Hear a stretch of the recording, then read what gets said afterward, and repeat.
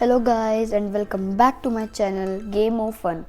How are you? I am very good और आज मैं वीडियो बनाने वाला हूँ चेस के पीसेस के स्पेशल मूव्स पे। तो जैसे मेरी पिछली वीडियो थी चेस पीसेस के मूवमेंट्स के बारे में कि पॉन ऐसे चलता है, नाइट ऐसे चलता है, एक बिशप ऐसे चलता है एंड सो ऑन। तो इस वीडियो में मैं आपको बताऊंगा कि पीसेस के स्पेशल मूव्स क्या होते हैं।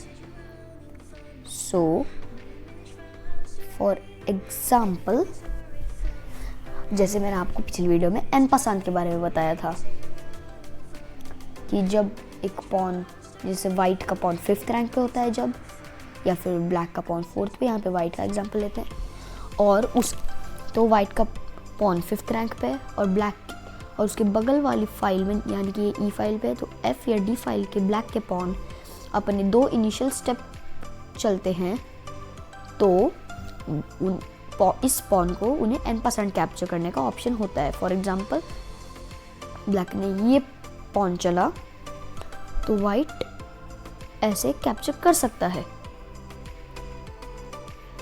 Right. So what I am से, या फिर अगर ब्लैक इस पॉन को भी चले तब भी ऐसा हो सकता है। तो ये एक स्पेशल मूव है पॉन का, और ऐसे ही 2 स्पेशल मूव्स के बारे में मैं जानता हूँ और जिनके बारे में मैं आपको सिखाने वाला हूँ आज। सो एन पासांत के बारे में हमने सीख लिया और पिछली वीडियो में भी मैंने इसके बारे में काफ़ी कुछ बताया था। तो अभी इसे स्किप करते हैं, नेक्स्ट मूव बताते हैं। नेक्स्ट मूव को देखते हैं।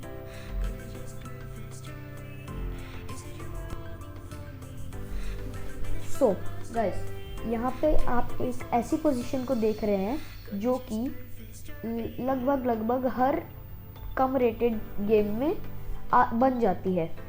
जैसे दोनों किंग्स पॉन्स आगे आ चुके हैं अब अपने डबल इनिशियल स्टेप मूव पे, चारों के चारों नाइट्स डेवलप हो चुके हैं, they are on very useful squares of the board, bishops भी डेवलप हो चुके हैं किंग साइड वाले, और अभी किंग और रुक के बीच में 2 स्क्वायर खाली हैं।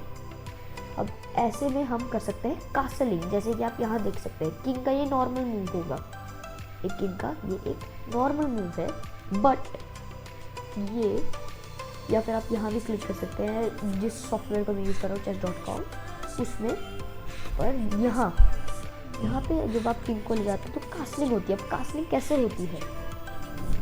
सो इसके लिए होना चाहिए कि जो हमारे पीसेस हैं वो किंग और रुक के बीच वाले, यानी कि नाइट और बिशप, वो बीच में ना हो, वो डेवलप हो जाए। जैसे इस पोजीशन में ये नाइट यहाँ था, ये डेवलप हो चुका है, और ये बिशप यहाँ था, ये भी डेवलप होकर बाहर जा चुका है, तो किंग और रुक के बीच की जगह खाली है। तो और फिर उसके बाद कुछ और कंडीशन होती है। फॉर एग्जांपल, किंग चेक में जब होता है तब कासल नहीं कर सकता, वो जब कासल करता है तब चेक में जा भी नहीं सकता, वो चेक के थ्रू भी कासल नहीं कर सकता। सो फर्स्ट ऑफ ऑल मैं आपको बेसिक कासलिंग दिखाता हूँ। ये अभी ये होती है कासलिंग। ये दोनों साइड पे हो सकती है, किंग साइड जैसे मैंने अभी करके दिखाया, और क्वीन साइड भी हो सकती है। फॉर एग्जांपल, हम इस पोजीशन को और डेवलप कर देते हैं।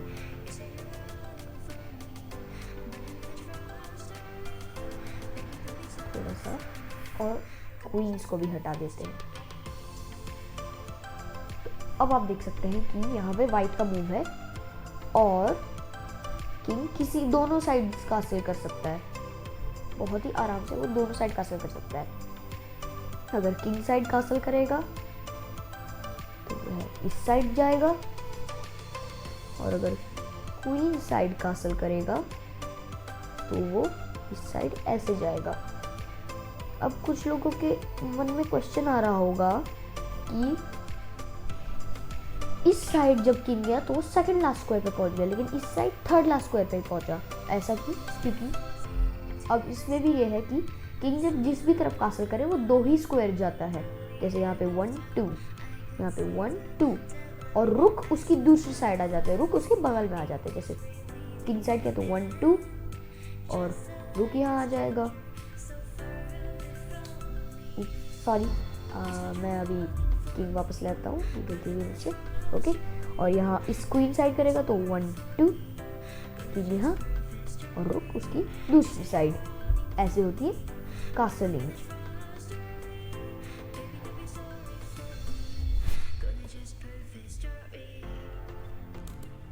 सो गाइस, जैसे आप यहाँ पे देख सकते हैं, ये भी एक पोजीशन है जहाँ पे ब्लैक का किंग कासल्ड है और सेफ है, जबकि व्हाइट का किंग अब भी सेंटर में है and is prone to various checkmate threats and attacks. अभी कोई थ्रेट तो नहीं बन रही चेकमेट की, पर ये इजीली अटैक करा जा सकता है इस किंग को, क्योंकि ओपन में है। तो हमें इसे सेफ्टी में लाना है। वो कैसे? कासलिंग। अब कासलिंग तो मैंने बता दी कि आप कर सकते हैं ऐसे ऐसे, बट उसमें होता है कि आप चेक में जब होते हैं तब कासल नहीं कर सकते हैं। तो जैसे कि हम इस बिशप को रखते हैं यहाँ, तो उससे क्या होगा, किंग वाइट का किंग आ गया है चेक में, तो उससे क्या हो, तो अब वो कासल नहीं कर सकता है राइट नाउ। ये रूल होता है कि जब आप कोई भी अपोनेंट का पीस चेक कर रहा होता है तब आप कासल नहीं कर सकते हैं। So for example right now if I castle to any of the side it will be illegal, it will be an illegal move. तो इसमें हमारा बेस्ट मूव रहेगा, इसमें हमारा बेस्ट मूव रहेगा ये, but let's leave that aside. Okay, हम जिस टॉपिक पे हैं उस पे ही रहते हैं। तो ओके, चलिए ठीक है। अभी हम देखते हैं दूसरा एग्जांपल, जब हम चेक में नहीं हैं। हम अपने इस बिशप को यहाँ ले आते हैं, यहाँ पर एक क्वीन खड़ी कर देते हैं, sorry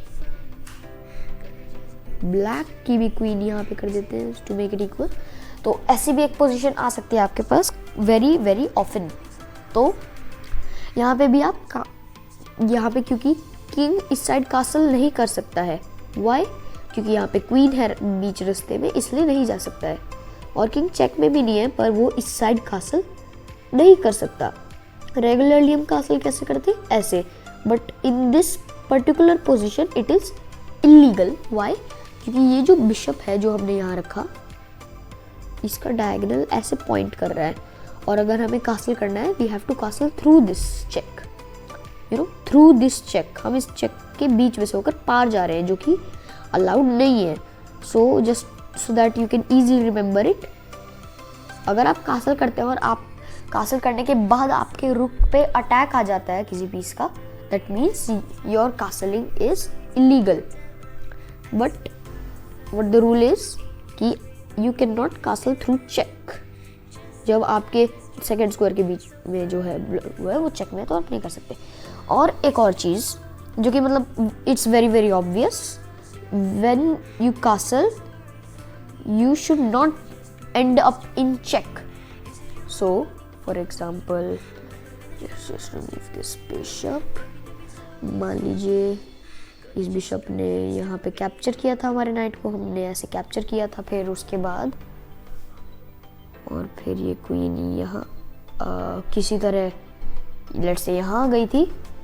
now we can still not castle, because if we castle regularly the queen can just take the king, which is illegal. Okay, it is illegal, so we cannot castle in such a position.